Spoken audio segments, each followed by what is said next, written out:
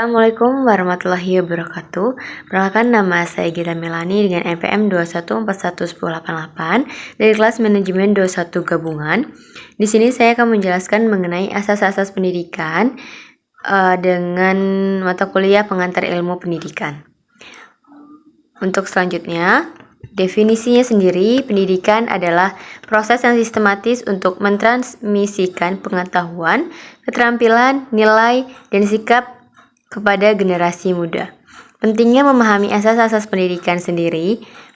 Asas-asas pendidikan menjadi landasan yang kuat dan dalam merancang kebijakan pendidikan, mengembangkan kurikulum, dan mendorong perubahan sosial melalui pendidikan.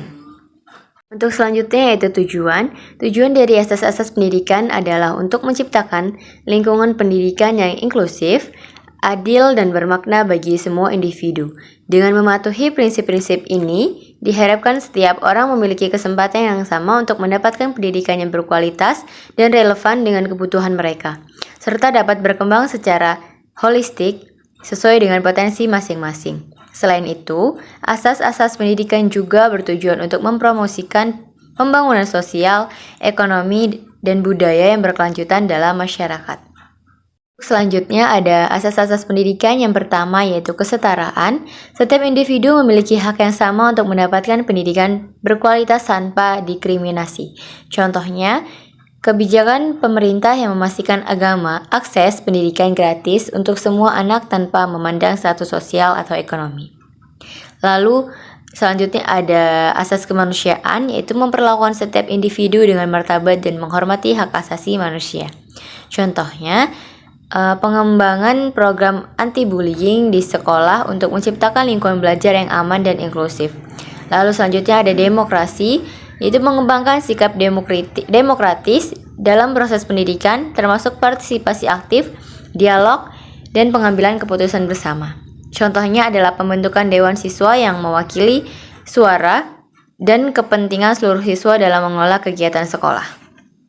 Selanjutnya ada implementasi asas-asas pendidikan. Yang pertama yaitu menyelaraskan kebijakan pendidikan dengan asas-asas ini, menerapkan praktik pembelajaran yang inklusif, adil, dan berpusat pada siswa. Lalu selanjutnya ada melibatkan semua pemangku kepentingan dalam proses pendidikan. Selanjutnya yaitu studi kasus. Yang pertama, contoh penerapan asas-asas pendidikan dalam konteks nyata. Lalu yang kedua itu ada analisis dampak dan manfaatnya terhadap siswa dan masyarakat.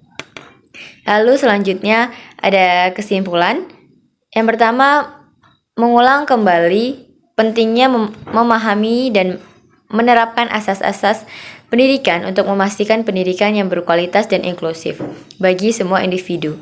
Lalu yang kedua yaitu menekankan peran penting asas-asas ini dalam membentuk landasan yang kokoh bagi sistem pendidikan yang berkelanjutan dan berorientasi pada keadilan.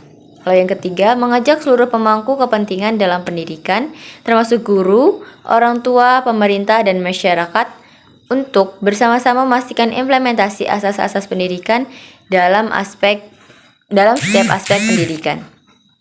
Presentasi dari saya. Apabila ada kata-kata yang kurang berkenan, saya mohon maaf, dan kepada Allah saya mohon ampun. Saya akhiri. Wassalamualaikum warahmatullahi wabarakatuh.